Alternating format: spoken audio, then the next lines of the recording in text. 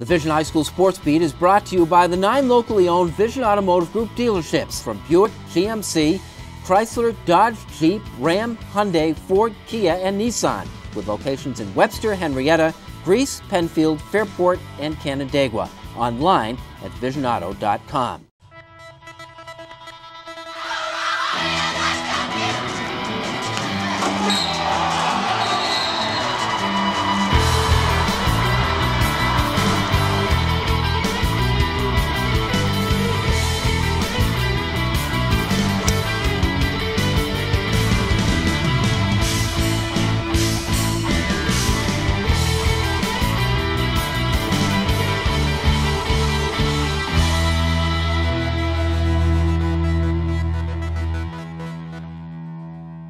Hello everyone, and thanks again for joining us at the Vision Automotive Group's High School Sports Beat. I'm Bill Pucko.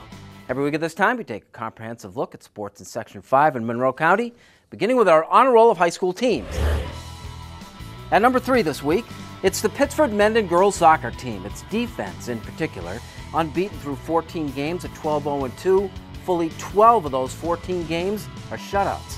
At number 2, a regular on this list, Pittsford Sutherland girls volleyball. Santita Abangwese led the Knights to a 4-set win over Penfield in a battle of unbeaten teams. Sutherland then hosted a tournament and defeated Mercy. And at number 1, Webster Schrader girls tennis. The Warriors won their second-class AA girls tennis title in the past 3 years. Joining them as the season's first team champions, unbeaten Pittsford Mendon in Class A, Sutherland in Double B, and HAC in Class B. Which brings us to Penfield, where Hen hit 1,000. How you doing, buddy? Yeah, told me your kid next to the play. How's Colin doing? There you go. All my different. You need to get a marker and write time. Yeah, I'm proud of you. I did good. Yeah. Go warm up. He says if you stick around 39 years, you're going to win some. He has, and he has. Penfield's Dave Hennessey, Hen to his charges, is believed to be the only cross-country coach in the country to win 1,000 times. It's nice, you know, it's kind of an accomplishment, but, you know, as I've told the kids, they're the ones who did it.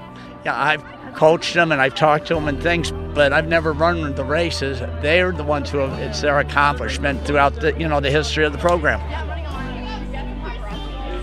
For Hennessey, coaching is a year-round effort. He is also the indoor and outdoor track coach. You think about it, we're 180 plus kids running cross country in the fall. You've got another 120 in the winter and now almost 200 more in the spring. And because Hen does it right, it's appealing to the kids. Kids are attracted to him, and track and field kids, cross country kids tend to be very strong academically. But there could be a lot of drama because of the number of kids. There's not, and that's just an indication that he knows how to do it and how to communicate with lots of different kids. He's just like, I don't know, he just makes me smile every time I see him, and he's just always like there for us, and he's just always making us laugh. Does he make you a better runner? Yeah, he tells us like how you should, he's like, you know what to do, you just got to do it and believe in yourself. Fireworks on my legs. Hennessey has coached generations of runners in Penfield, many of whom stay in touch. Shambo says of Hen, he's never seen that level of love from athletes for their coach. The feeling is mutual. Now that I retire as a teacher, it's my kid fix. You know, I love teaching. The nice thing about this is that generally speaking, the kids all want to be here, especially in the sport of cross country. You know, it's hard, it's demanding, you know, and they go out and, you know, they punish themselves, and whether they're feeling great or they're sick, you know, they give me everything they have. Yeah, that's you. All right. Ethan doesn't make it. He didn't make the list. The Jake Zembiec Watch continues in Aquinas when the Vision Automotive Group's High School Sports Beat continues.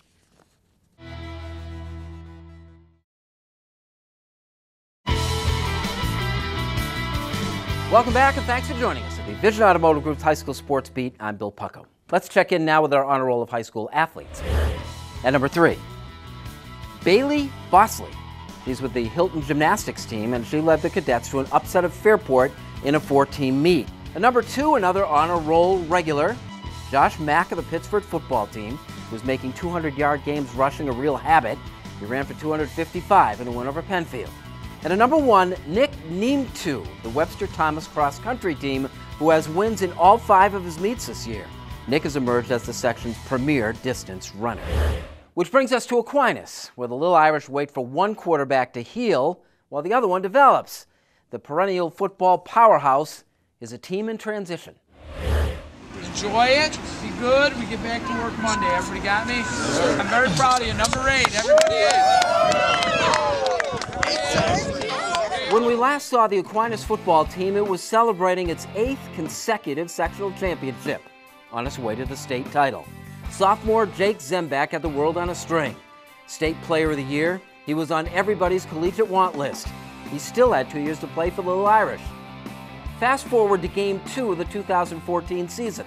First possession, first play. Jake is injured, taking a sack. His left non-throwing wrist was broken. Zembiec hasn't played since. Jake was like an Iron Man to me. I didn't think he could ever get hurt, and then I don't know if anybody's ever had to prepare for losing a kid that's like rated in the top in the nation. So it was really difficult on a personal note because I love the kid so much, and then as our team, he's our leader, so it took a lot for us to regroup. I'm in a cast right now, a pink cast for Breast Cancer Month, and hopefully I can get into a brace as soon as I can and then rehab a little bit and hopefully get back for sectionals.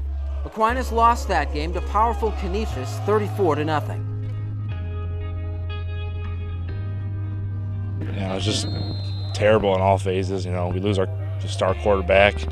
We have a good player in Jamir come in who hasn't take snaps at all this year, and you know he did pretty good, but it was just a bad day overall. And you know, it's been nice to have the day back. I remember around the middle of the second quarter of that game, Jake was walking with his family to go get in the car and get in the ambulance, and I was like, okay, we're going to have to start all over again. And, you know, the kids have done a great job. They've worked very hard to build this back up and to possibly save our season and work really hard at it. That began with Jamir Jones, already a standout wide receiver and defensive end. Jones was also the backup quarterback. I like playing quarterback, but I mean, if I had to choose, I'd rather play defense. But as long as I'm out there playing, I just love the sport. He had played quarterback before, and he's such a good athlete, so we knew that we were going to go to him.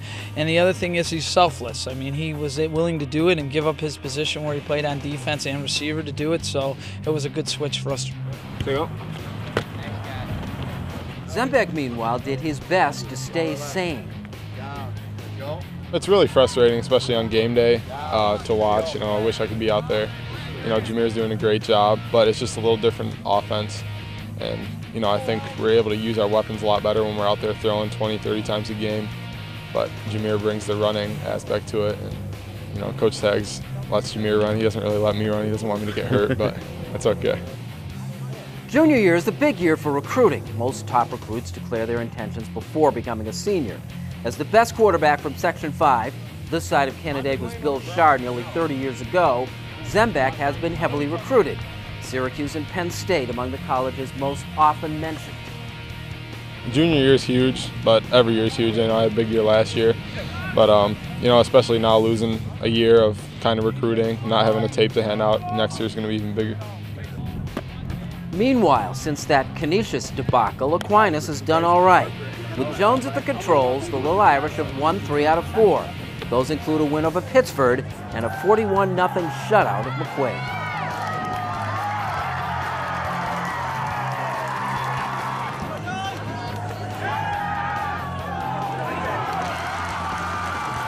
I think it's taxed everybody here. I think it's been hard, but you know, everybody has to play with injuries and do stuff, and I think everybody around the county has dealt with it before. It's just our turn this year. Are you finding that you have, now that you're doing it, that you like it a little bit more than you thought? Yeah, a little bit. I mean, getting to run touchdowns, throw touchdowns. I mean, everything's your fault when you're doing bad, and also when you're doing good, everyone likes you. You prepared to go into sectionals? That's the way this turns out, and you know, try to take this team to another title? turns out that way, I'm just going to keep doing the things I've been doing. Hopefully it's good enough.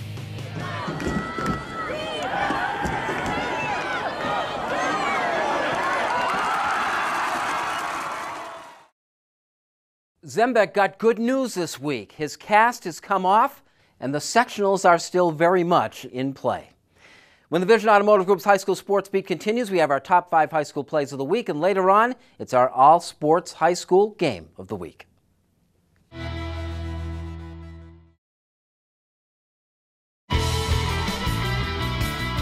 Welcome back to the Vision Automotive Group's High School Sports Beat. I'm Bill Pucko. Time now for our top 5 high school football plays of the week, brought to you in fabulous HD by our friends at Varsity Media. Here are our high school football plays of the week, our top 5, and our friends from Varsity Media do a great job for the football coaches in the area. At number 5, we have Schrader playing at Fairport. Schrader winning again. This is Brett Segala to Brandon Gaslin out of the shotgun on a crossing pattern that winds up going for 47 yards and a touchdown. Scored with 4 minutes left to break a tie game, and again, Schrader a winner, 26-20 at Fairport. Number 4, our friends at Rush Henrietta, who manage to appear on this highlight every week. They're playing at East High, and Jared Gerbino to Barton Allen, and if he gets in the open field, it's over. 53 yards. It's a touchdown. He had 123 yards and scored twice. Rush Henrietta 48-7 winner at East. Number 3, another team we see just about every week, Pittsford, and the kid we see every week, Josh Mack. 255-yard game, just another in a long line of 200-yard games for this kid. 85 yards in the touchdown. Pittsford a winner at Penfield by a score of 38-20. Number 2, Spencerport scored the upset at Webster Thomas, but Fort Thomas on the pooch kick. This is Max Anarella taking it and finding a lane right up the middle, going 80 yards for a kickoff return touchdown. But again, Thomas is a 35-28 loser to Spencerport. The Rangers playing well late in the season. Number 1, it's Olympia at Eastridge. Eastridge undefeated and clinching its 4th straight division title. Jay Vaughn Hampton will pass to C.J. Turner, who makes some pretty nice moves downfield to find the end zone. The play goes for 53 yards in Eastridge's 40-7 victory.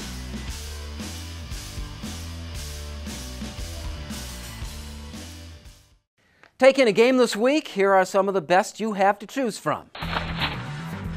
On the Section 5 calendar, it's another big week for the Victor boys volleyball team, which we'll see in our next segment. After the big McQuaid match, the Blue Devils are at Fairport on Monday at 6 o'clock, and just 2 days later they play at Penfield. That match starts at 7:30. Then it's Section 5 playoff season. Begins with the quarterfinals for girls soccer on Wednesday. Quarterfinals for boys soccer begin Friday. Quarterfinals in football start Friday night. Saturday then brings the Monroe County Cross Country Championships at Parma Park. Action beginning at 11 o'clock. Things get really serious right across the board next week. Coming up, Victor hosts our all-sport high school game of the week when the Vision Automotive Group High School Sports Beat continues.